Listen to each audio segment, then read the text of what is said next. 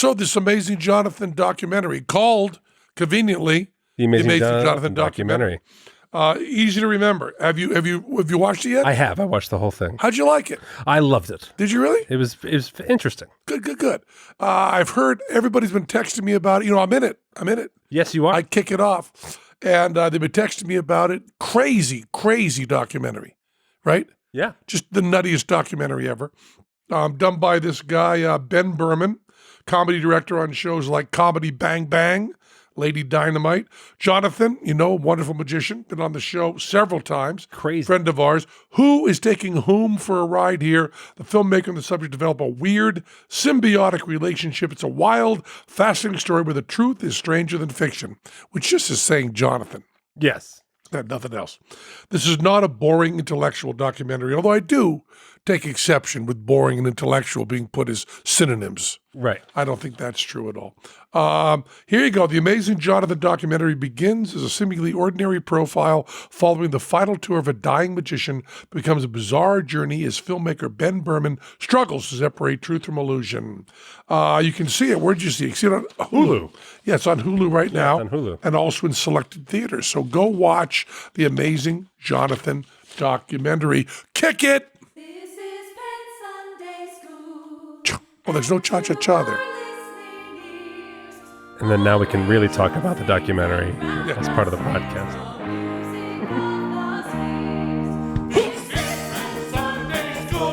Brothers and sisters, welcome to Penn Sunday School. We are broadcasting from Show Creators South. Michael Goudeau is in Kenya or something for all I care. But he's not here. But today we're talking with Penn Gillette about doing improv as other people. We might get into that, right? Yeah, sure. We're going to get into whether or not someone not stole from you, but not stole, but paid homage to you. Sure. Maybe. I won't go that way. Let's not flip-flop that way. So it's neither of those two things, No. which is why we're fascinated to talk Something about. else. Here he is preaching love, Penn Gillette. I'm going to be preaching love. That's what I'm going to be doing. God damn it. By the way, Kenya, Yes. different from Kentucky. Oh, that's where he is. He's in Kentucky. Oh, I misread it. K place. K place, yeah. He's in a K place. Alphabetically, I was so close. So close. Yeah. Kenya, Kentucky. Yeah. K-E-N. Yeah. Yeah. I just winged it from there. I really went the Kazakhstan. wrong way. What's that? Kazakhstan, Guys, that would be in between them? No. Kiribati, No. Kosovo. Other places with K-E-N. I'm all done. Okay. Kentucky and Kenya. Yeah. Pretty close. One's a state, one's a state, I should say, country. a person with an anonymous person on a very little red Reddit thread Yeah. ripped into me Yeah. for being the reason they no longer listen to this show Yeah. because I'm such a kiss ass to you. Okay. Yeah. So tell me some bad stuff about me. But they're no longer listening, right? Right. So who cares? We can't get them back. Yeah, can't get I don't think so. I've talked to people who like you. Okay, good. Good. have. So I'll update my file. Okay. It's hard because we are friends. Yes. Yeah. And I think that there's this thing set up on many, many shows Yeah. where they want things to be contentious. Yeah. So the people may be friendly and act more angry and argue more on the air Right. than they do off the air.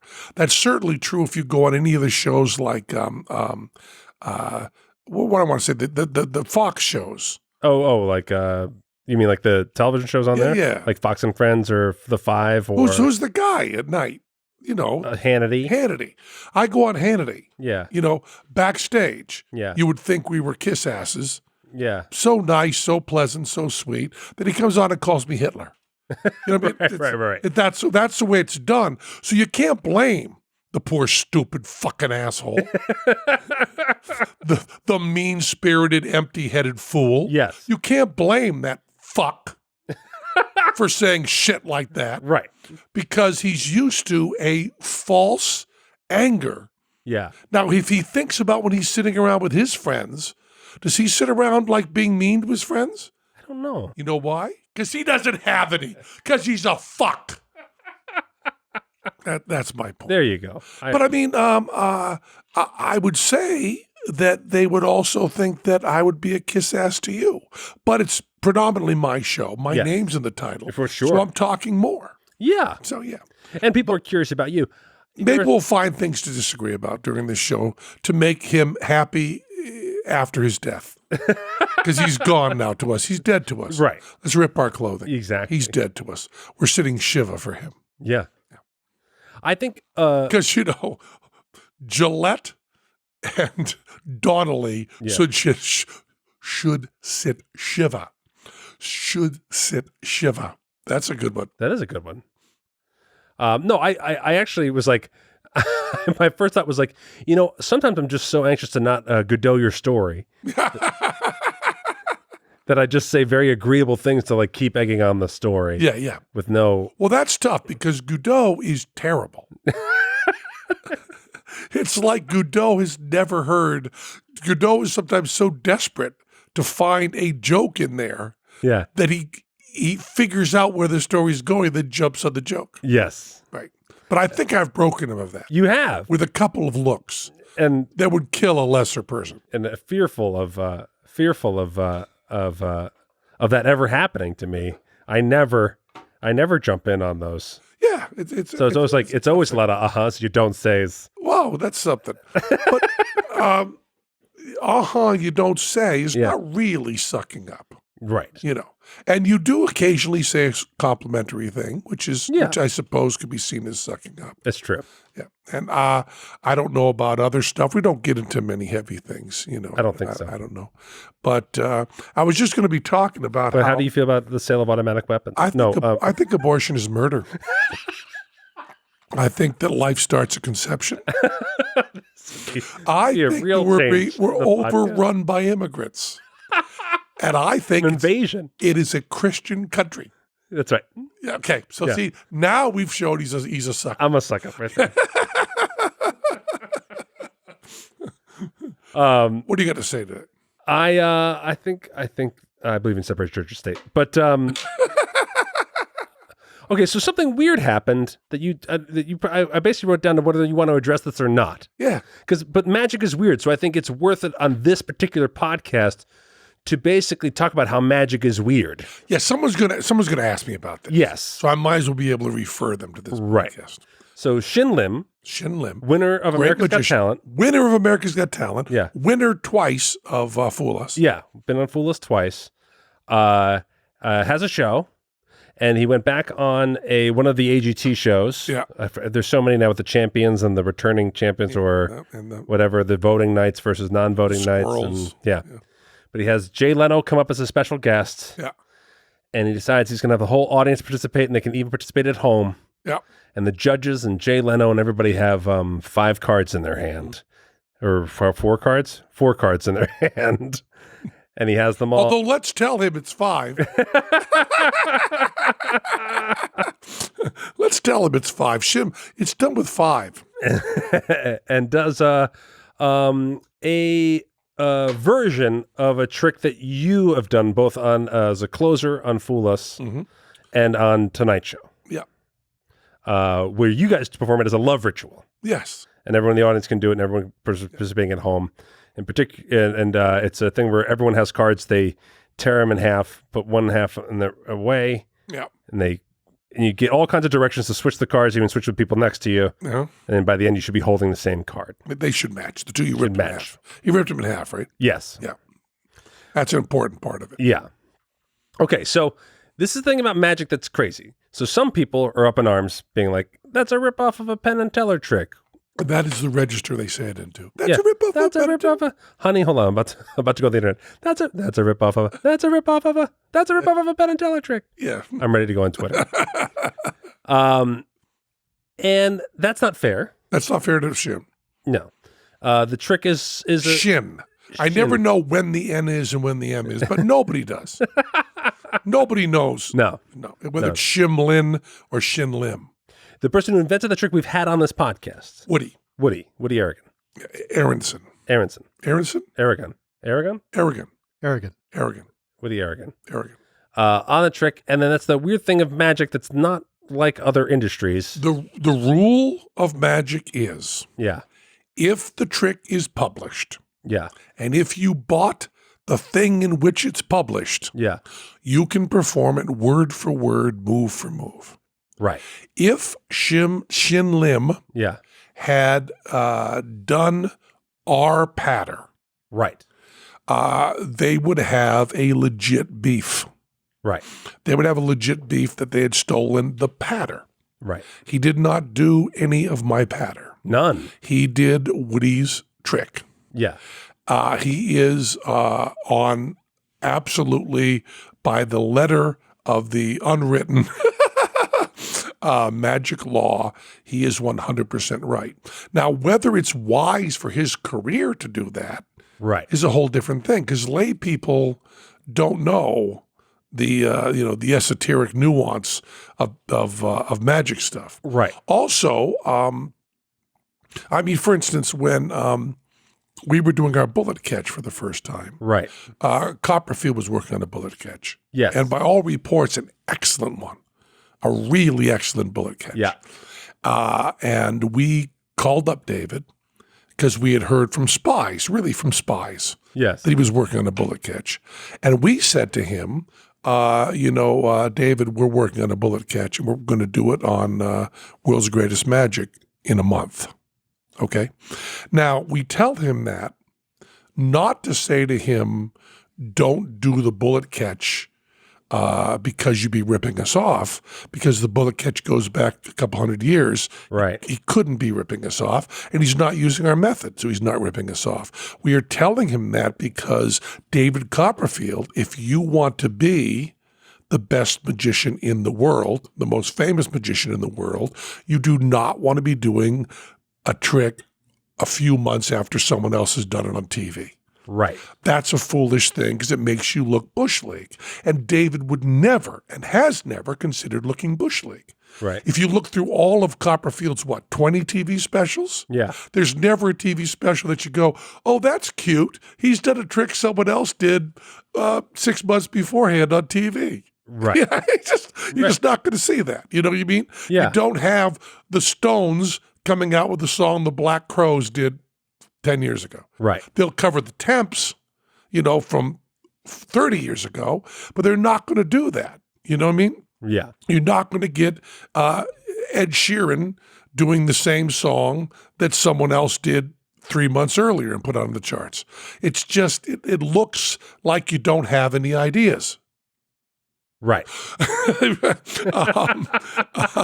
And in truth, Copperfield then turned around and gave you shit about this from time to time, like busting balls or whatever. But he would say, and I laid off the bullet catch. Yes, he would. Yeah. Not busting balls, Yeah. but he would remind us. You're right. Don't do this because I didn't do that. Right. But he didn't really have to remind us because we would say to him, we're not going to do this because you didn't do that, Yeah. And he was also warning us because what he did when we told him that was he stopped all R&D because that is money that he's Right. going to be spending, and that is time, which incidentally are the same, Yes. that he's going to be spending putting that together. So if we're working on this trick that is laparoscopic surgery on a watermelon, okay? Right. And So hands off, David. I was out to lunch with Piff, as I always am. Yeah. I was out, not lunch, we have coffee. I was out with Piff, and I said to Piff, we're working on this thing where we're going to have a ring appear in gelatin inside a watermelon. And Piff's face just completely dropped. Yeah. And then Piff asked the details of exactly what we were doing because he was doing a peanut butter and jelly routine Yes. where a ring was going to appear there. Now, the last thing Piff wants is for people, many people who know Penn and Teller and Piff, to say, well, Piff, why are you doing that Penn and Teller bit? Right. So nothing. The fact that Shin Lim did that on America's Got Talent does nothing whatsoever to hurt us. Right. If I were his advisor, I would say, listen, man, they did it on their show, which you've been on twice. So Right. you can't act like you don't know about the show. Right. And they did it on the fucking Tonight Show, Yeah. which does not have quite the ratings of AGT, Right. but Tonight Show is not nothing. yeah. Tonight Show has better ratings than Fool Us. Yeah. And they did it with Fallon, and it was up on YouTube and all of that other stuff. So it's going to make it look like you're an also-ran. And the fact that we took Woody, and I got to say, I mean, I don't want to take too much credit here. Yeah. Because the idea of making it love and match is Woody's idea. Okay. That is Woody's idea. What I brought to it, which is a small little wrinkle, was gospel.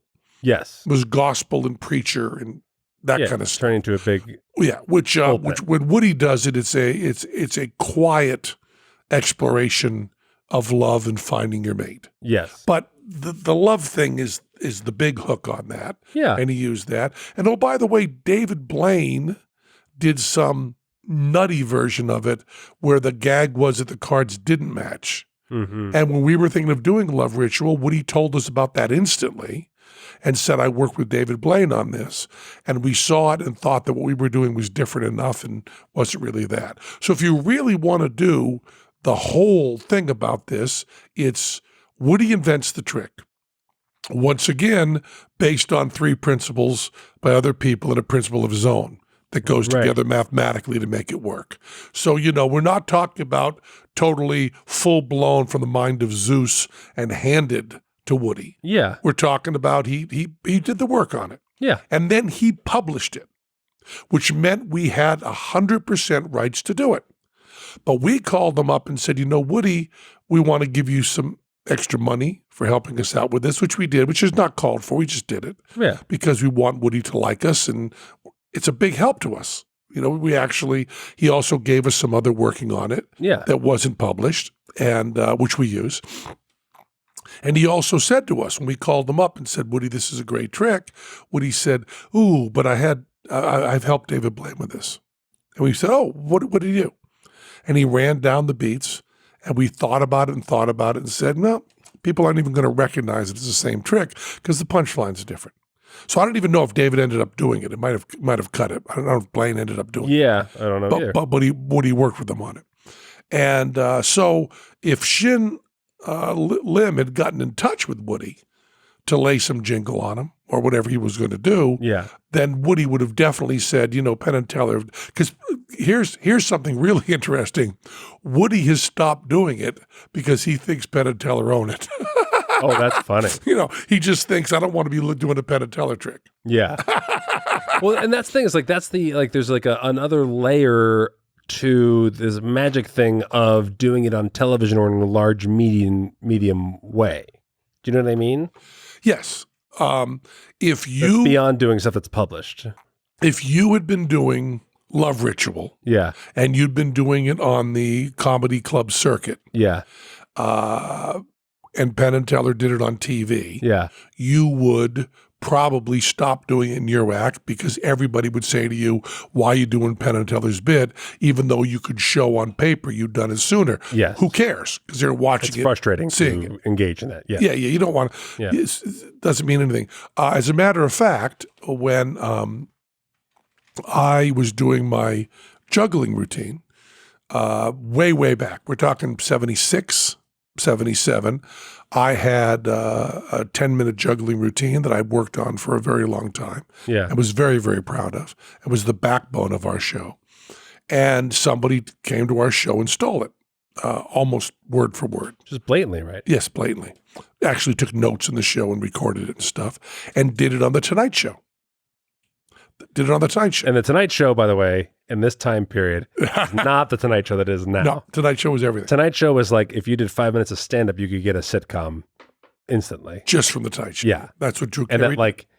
And getting based on the hand signals of Johnny Carson meant different levels of success. Whether you were called over to the couch. Yeah. Huge. It was just unbelievably powerful at that time. So I had a successful show in San Francisco in a 150-seat theater. Yeah. Which is a non-existent thing.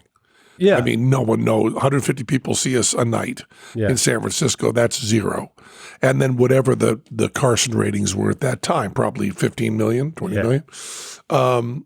So I didn't see the act, but I went out the next night, did my routine, and somebody said to me after the show, oh, you're doing that routine from The Tonight Show.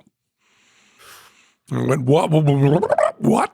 And then I had friends call me who were furious Yeah. because that was not a Shin Lim thing. That was a case of stealing. Yeah, that was just that. Because in comedy, taking the actual jokes, they weren't published. No. They weren't given out. I didn't sell them.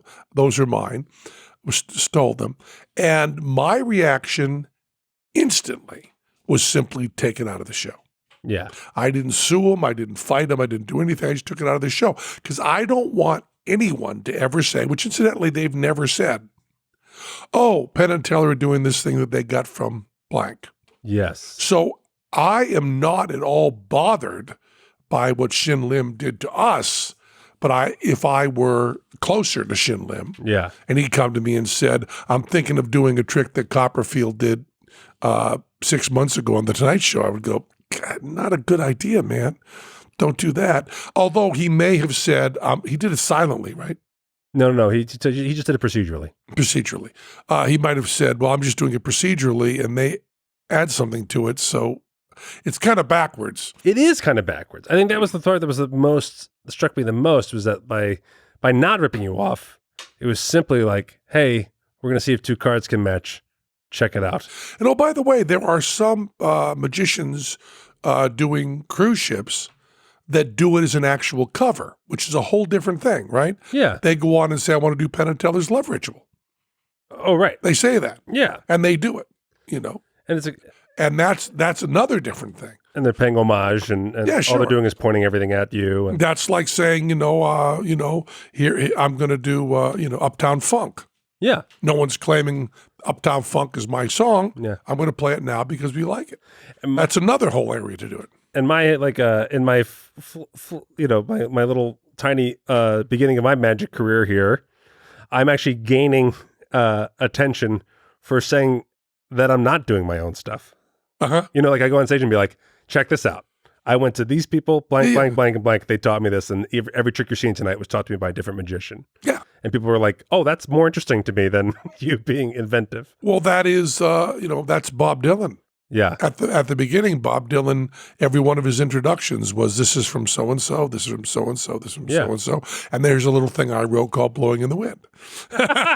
You just got to add that other thing. Yeah. There's I a just little wait thing I that wrote thing. called Blowing in the Wind. Yeah, yeah. Yeah.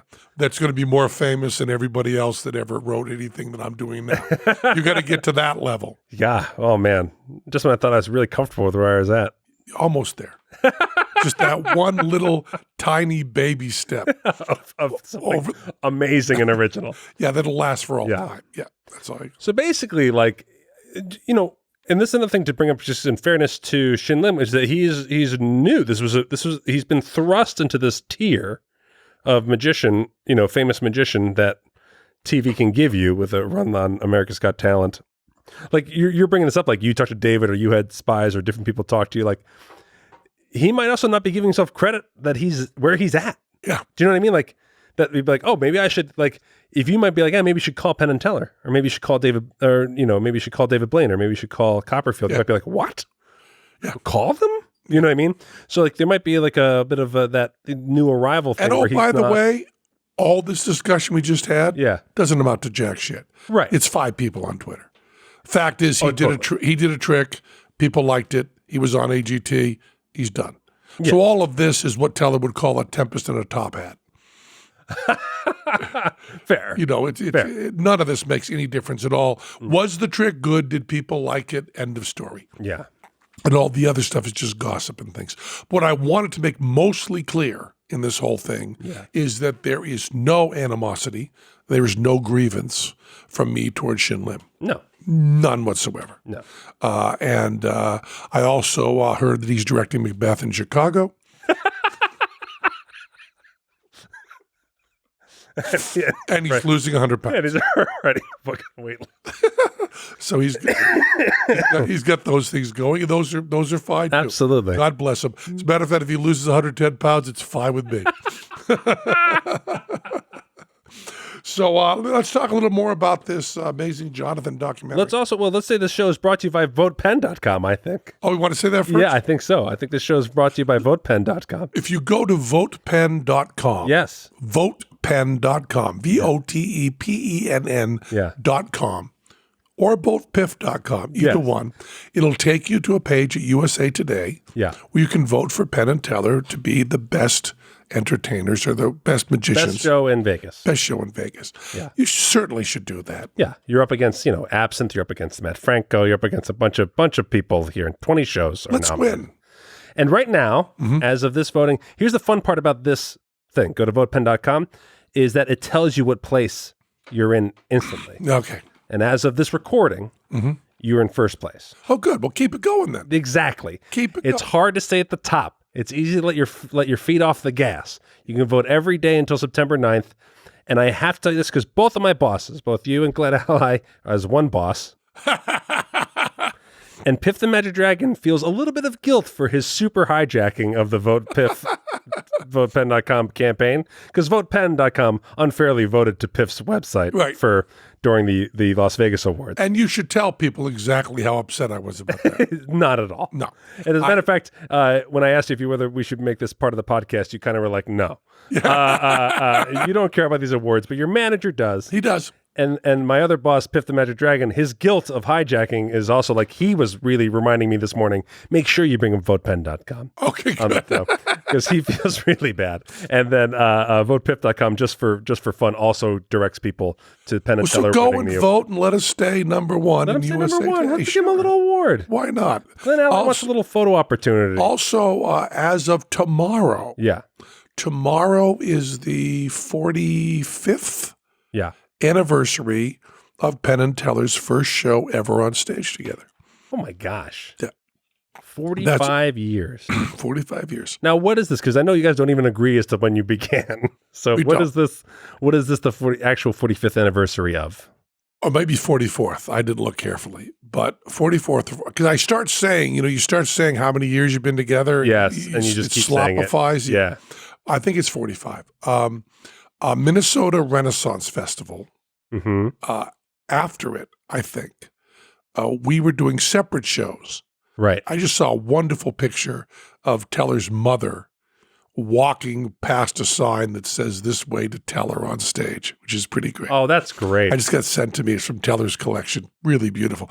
Irene Teller walking to see Teller's Silent Wonder show on one of the stages. Oh, that's so And it was cool. posted somewhere like Facebook or something.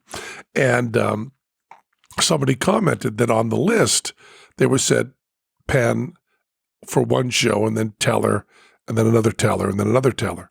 And they said, how come Teller's doing 3 shows or 2 shows on that stage and Penn's doing 1? And I had to point out to them very clearly, because I was on the bigger stage and I did 1 show on the smaller stage slumming, because I was the bigger attraction at the Minnesota Renaissance Festival than Teller. So put that in your fucking pipe and smoke it. It's as simple as that. By the way, Teller will agree with this too. Not the tone, but the actuality. And then we don't remember, we either In did, your heart, who Irene Teller is more excited to watch who? Do you she think? thought that I was better than Teller. And if you don't believe me, just ask her. Oh, wait a minute, she passed away. So you have to So take take your my word word for it. Dudley Riggs, Yeah. Brave New Workshop, Yes. his improv place in Minnesota. Oldest improv theater in America. Yep. We did a show there. Yeah. Okay. And we did a show together there. We also did a couple of shows on stage at the Minnesota Renaissance Festival. Aha. We don't know chicken or egg where we actually did our first time walking on stage together. And then in the fall, whenever it was September, we did Asparagus Penn's Unicycle Jump for Life, where I was beaten and hospitalized. Yes. And it was a publicity stunt, which don't usually end with being beaten and hospitalized, but this one did. And then we did the show at Theater on Team at Princeton, which was the Asparagus Valley Cultural Society, which was Teller and me and Weir Christopher. Right. What better way to celebrate us being together for 44 or 45 years, having done shows either at the Renaissance Festival or the Brave New Workshop, Right. than to go to votepen.com and make us the #1 show in Vegas. Celebrate. Celebrate. Dance to the music. Celebrate, dance to the music. The Amazing Jonathan documentary. I'm really early in it, right? I pop right up. Yes, you're. I say Jonathan's got nothing to lose. It's on Hulu. It's a new documentary on Hulu. Famous comedian / magician from the 80s and 90s gets a fatal diagnosis and decides to do one last tour. The film director, Ben Berman, thinks he's making a typical biography documentary until things start to unravel. The movie played at Sundance, got a lot of heat at Sundance. Ben Berman is a comedy director on shows like Comedy Bang Bang and Lady Dynamite. Jonathan is a wonderful magician, and he may be fooling both the filmmaker and the audience. Well, if you're talking to Jonathan, you're hearing lies. Yeah. It's as simple as that. Jonathan, I don't think he's ever said a truthful thing to me. And that's definitely, this documentary really hones in on that. Yeah. Yeah. Never. Berman's own anxiety as a filmmaker is part of the story. Berman worries that his films takes advantage of Jonathan's poor health. Can a documentary tell a painful story without exploiting anyone, is the question there. Yeah. No. There are at least 2 documentaries being made here. Competing crews are creating documentaries about Jonathan. When different people tell the same story differently, can anyone really know the truth? The film tackles addiction and fame in a gritty way. Jonathan is an addict who associates drugs with celebrity. Boy, is that true. Yes. He thinks that if you're getting high, you're famous. He really seems to believe that. Amazing Jonathan. It's on Hulu. It's called The Amazing Jonathan Documentary.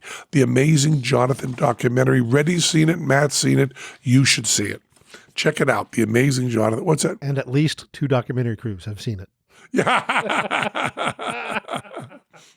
wonder if any of the other documentaries will come out. Do you think they will? I think one's already out on YouTube. Yeah, one's out on YouTube right now. Mm-hmm. Teller and I believe it's really important to overcome your fears. Yes. And to fuck with people you love. 2 very important things. That's why we teamed up with Gearbox. You know Gearbox, Yeah. Borderlands, Randy Pitchford, as we call him, Mundane Randy. There's Amazing Randy, which is James Randy, Yep. psych in the James Randy Educational Foundation. And then there's Mundane Randy, who runs Gearbox. Penn and Teller VR, frankly unfair, unkind, unnecessary, and underhanded. You know why it's called Penn and Teller VR, frankly unfair, unkind, unnecessary, and underhanded? Or more directly, do you know why the word frankly is in there? The letter F? Yes, so it abbreviates Penn and Teller VR, FU, and U. That's right. That's what it is. And guys, if you don't think Penn's passionate about making these things become F-U, U, and U, I will tell you as someone who writes for him, he hates adverbs. I do. You do.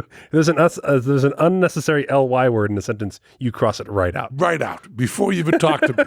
Get that ly out of there. That's why Frankly's in there, hanging out there all pink and naked like a big dick. But it's there because it has to make unfair, unkind, unnecessary, underhanded F-U, and U. Yeah. We're doing something special just for our listeners of Penn Sunday School. We're going to give away 5 copies of F-U, U, and U. All you have to do is correctly answer this one question. I love this question. This is Randy Pitchford's idea. Oh, yeah. In this game, there is a book you can sit down and read with me. It's your chance to be Penn, and you get to read a book when I'm reading it.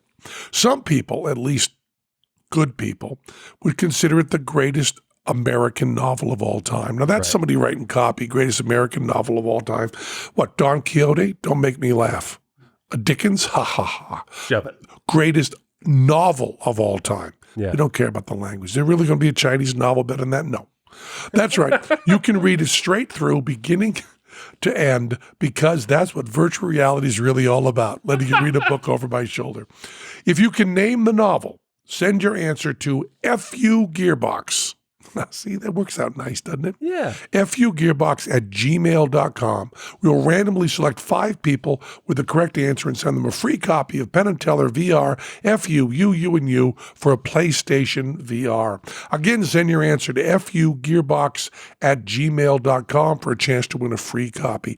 Someone, by the way, also sent in nude pictures of himself, which also pleased me. We'll announce the winners in August 21st. Is that like now? No. Soon. Next week? Yeah, next week. Oh, good. And for those of you who don't win, it's okay. Go buy a copy because we're giving some of the money to UNICEF. Isn't that great? That is great. Randy Pitchford insisted on that. When- So you'll be doing something good for the world while doing something fun. What? Wednesday. Wednesday we'll announce the winner, or somebody will announce the winner. Giving away 5 free copies of PNT, FU, UU, and U. Go check it out. And while you're checking shit out, we've had this guy on the podcast too. We now do ads just for people we've already done whole shows with. Amazing Jonathan and Katz. You know Katz. Oh, yeah. Johnny Katz. He's got a podcast.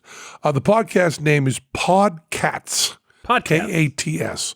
Podcats. Because his name is Katz. Yeah, his name is Katz. Katzlamides. Katzlamides. Yeah. Katzlamides. But he's known universally here in Vegas as Johnny Katz. Johnny Katz. Podcats, Kats, bang, Las Vegas Entertainment. Podcats, Las Vegas Entertainment. New episodes every Monday. Most recent episode featured David Copperfield. Whoa. Talking about us, as a matter of fact. It's a big get. Past guests include Piff, the Magic Dragon, Dana Carvey, Craig Ferguson, Perez Hilton, Ice Cube, Wayne Newton, and Carlos Santana, my neighbor. Oh, I didn't list Matt and Madeline on there, huh? Didn't make that on there? Did you do his show? Yeah. Yeah. And Matt Donnelly, especially Matt Donnelly. It says right here. To find the show, search Podcats Las Vegas Entertainment. That's Podkats Las Vegas Entertainment, wherever you get podcasts. On the most recent episode, Kat sat down with our buddy David Copperfield, who talked about what it's like to go on Penn and Teller Fool Us. They also chatted about their shared admiration of Lady Gaga, Copperfield's collection of Gilligan's Island memorabilia, and what it's like to own a private island. Wow. Oh, and by the way, they did the interview on location at the hangar where Copperfield parks his private jet. He does not parallel park his private jet himself. That is misleading. That's very misleading. Very misleading. Yeah. Did you picture him like looking around? Yeah, the back got the arm up on the other seat. Are we clear back there? Yeah. Clear? How close am I? Checking the mirrors. Yeah, checking the mirrors. Okay. Clip the wing. Damn it. Okay, I'll walk to the curb from here. Yeah. That's the kind of success you get from Podcats. Podkats Las Vegas Entertainment, wherever you get your podcasts. If you go subscribe right now, I'll be waiting for you right here when you're done listening to this episode of Penn's Sunday School. What else we got to talk about? You got anything else? I want to talk about this. Yeah. A friend of ours, Chrissy, who reports back here, she writes to me this. Last night, at a tournament of nerds at UCB, which is Our Princess Brigade. comedians competed as famous duos for a panel of judges. Penn and Teller went up against Jesus and Judas and Buzz and Woody. They got pretty far. Jonah Ray was one of the judges and was very fond of their act. The women, they were both women. Two women. Doing Penn and Teller. Even did some small magic tricks and a blood gag, even though their rounds were limited to 1 minute or 30 seconds. They were so good. So good. And we have a picture right here that Reddy is showing of women in drag. And you can also see Jonah Ray there and dressed as Penn and Teller, which is pretty good. I was going to say that Teller isn't short enough, but the problem is actually that Penn isn't tall enough. Right. But boy, they got the suits right. They got the hair right. It seems pretty good. It's You nice. want to zoom in on that, Jera? Now, have you ever done improv as someone else? No, I mean, I guess a while ago we used to do like a fake Hollywood Squares thing where we'd all kind of impersonate some kind of celebrity that whatever we could, and did that as an improv game in college and stuff like that. But this seems like a whole other level of them doing it properly. But you've never have you ever done impersonations? No, I used to, when I was younger, be much better at voices and characters and accents and stuff like that. That kind of went away from transitioning from like doing like Who's Line style improv to long form style and just trying to be like more of a natural actor, then training to be a natural actor for other stuff. You know, I was trying to get in TV shows and plays and that kind of stuff. And that all kind of just, it's a muscle you flex. And once it goes away, it's really hard to get back. The Impersonation impersonations, stuff. yeah. I used to, when I was just younger, I was good enough at it where I'd always figure out how to imitate my bosses. And whatever job I had, I would scare the shit out of people by coming up behind them and talking as our boss all the time. My favorite impersonation now Yeah. is when Jonesy Yeah. does Cal Penn. Does You know Cal Penn, Yeah, Designated Survivor? Yeah. He does the nasal really, really well. He can make me laugh doing Cal Penn because I don't like Cal Penn or Sean Penn because they have Penn in their name. Right. If it weren't for that, I would love both of them. Yeah. But Cal Penn, get a different name. I mean, no one comes close to your Connery, so it's really hard to even. He's quite mad. I mean, that's just like he's in the room. Dead on. Dead on. Now, you know Billy West. Yes. I may have told this story before. Yeah. Billy West does a perfect Howard Stern. Yeah. And in the 80s, when I was on Stern pretty often, he would call my private number when he knew I was still asleep. Like he'd call me like at 9:30. Yeah. I was stone solid asleep. And the phone would ring, the ring that nobody had the number. And everybody knew that you don't call me before 10. That's when I was working Broadway. Yeah. And he would call me, and all of a sudden Stern's voice would go on the air. And would come on the phone and go, "Hey, man, you're on the air, man. Hey, Penn, you're on the air." I go, "Oh, yeah." And he go, "I want you to answer what this thing we found out this morning. What is this thing we're talking about?" "Okay, okay. It's Billy. Fuck you. Goodbye." Absolutely get my heart to 140 BPM from a dead sleep with absolute abject fear. Definitely. That Stern had my personal number, had woken me up, and had some dirt on me that I had to answer totally unprepared. That's something that's like, it was even like in movies and stuff all the time that's gone away with technology is that the answering machine. Yeah. So your answering machine used to broadcast live. So like if you were sleeping or just didn't feel like getting it or screening your calls or whatever, you just sit there and wait for your message and you'd listen out loud as someone would start recording a thing and you could pick up the phone. Well, it's amazing how writing changes, Yeah. With now that you have cell phones, Yeah. all these plot points that were really important when phones were just Oh yeah, just in phones. places. Yeah. The plot points are entirely different, Yeah. Oh. and you don't have answering machines. As a matter of fact, up until like 2 years ago, people still had answering machines in movies because they had no other way to give exposition. Exactly. Yeah. And now they're struggling. Have you noticed they're struggling with these conventions and vocabulary of how you deal with texting in movies? Yes, everyone is handling it differently. Yeah. I mean, most communication happens over text now. Yeah. And so either they just show it on the screen. They zoom in on the phone, Right. or they just have it pop up. As like a, Yeah, as like a chyron. but no one's really decided no. what to do with it yet. And Like what they'll do when there's a different language in the show, they'll just automatically go to subtitles. Everybody does that. Right. When the drug dealers come in, which is what it's always used for. It's not like anyone's speaking Norwegian. And they'll come in and do the subtitles underneath. Yeah. And they haven't really decided altogether. First person I saw, I thought did it right, was in the TV version, Showtime version of Look, Adam Rifkin's thing. Yes. He just had it pop up right on the screen, not like Chiron, but like a little bubble. It wasn't a bubble like a cartoon bubble, but just on the screen wherever there was an action, you would just see what the texts were. And they were on two different sides. What the person was texting was on the side that they were on. On screen, And the person who was away was on the other side of the screen.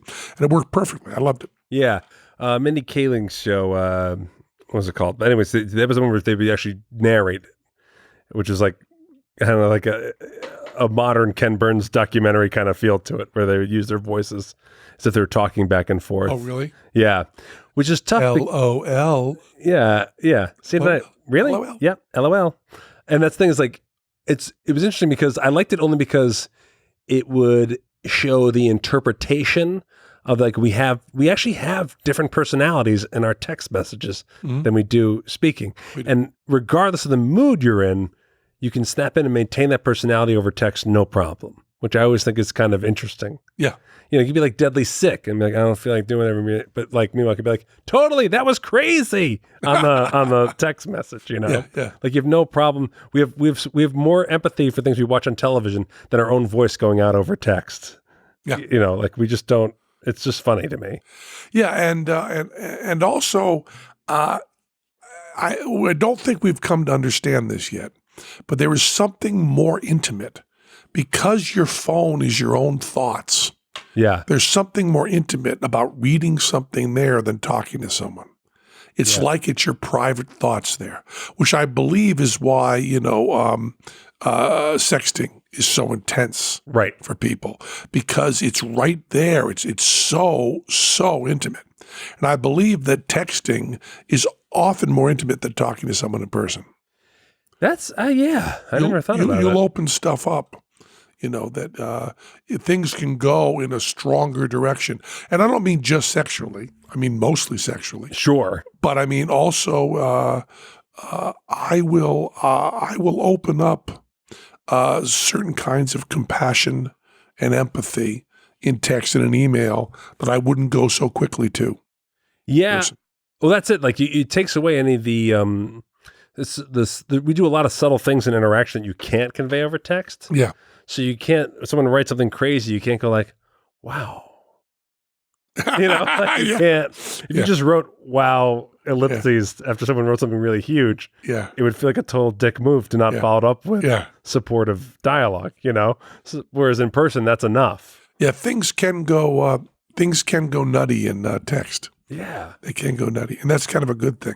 Yeah. I want to talk about much more about Fool Us. Oh, yeah. Maybe talk a little bit about Sarah Silverman in Blackface. Yes. I want to talk about seeing Woodstock.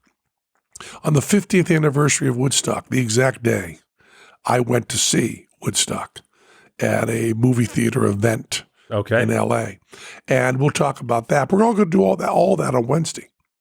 Because for now, that was Penn Sunday School. That was Penn Sunday School. Cha-cha-cha. And to our listening ears, You become all nations naked. sang and round us rang the music of the spheres. That was Penn Sunday School. Yeah, I saw Woodstock with Stephen Banks. Yeah. Went Thursday night to see Woodstock, the 50th anniversary by date of Woodstock. And That was Penn Sunday School. I have a lot of information on this that is not surprising. We bought senior citizen tickets. That's the first one. That was Penn Sunday School. And I love you all. That's the second. VotePen.com. VotePen.com. Yeah, I said that badly.